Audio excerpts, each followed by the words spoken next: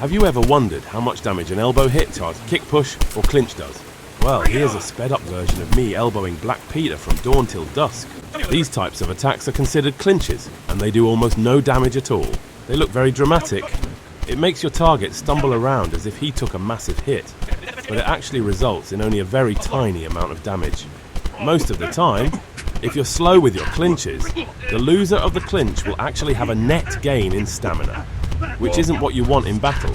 At best, at maximum tempo, you might net zero your opponent in a clinch, but that means you have to follow up with another successful clinch immediately after. However, this will burn your stamina, which makes it a poor trade. I think the devs made clinches this way on purpose because you can very easily perform clinches ad infinitum, so to balance it out, the devs made it do close to no damage. A clinch is good if you need to fix your opponent, or manipulate their movement and herd them into a spot. If you want to do damage, however, you need to land strikes. Another thing a clinch is good for is to use it to safely build the chain strike meter. Also, it's a reliable way to stop your opponents from launching an attack.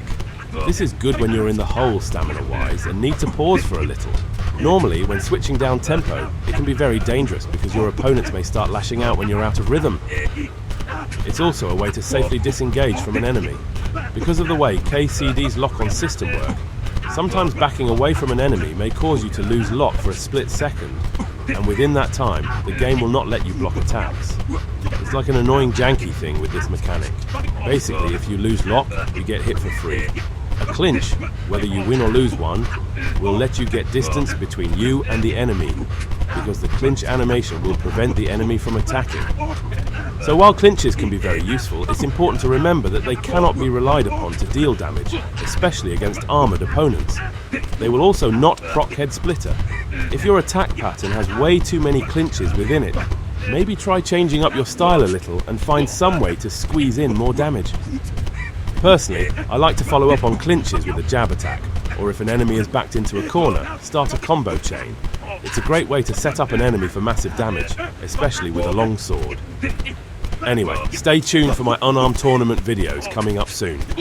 I'll go in depth into the techniques and tactics I use to defeat arena combatants, and these skills will translate to real battles. If you can't wait for those videos, I recommend you watch my long-form tutorial on how to beat tournament with starting stats in hardcore all negative traits. No stat pumping. In that tutorial, I show viewers how to win the arena at level 4, right after waking up from Skalitz, with 4 strength, 3 agility, and 2 vitality. Also, combat skills I had 2 defense, 3 sword, and the rest at 0. Thanks for watching.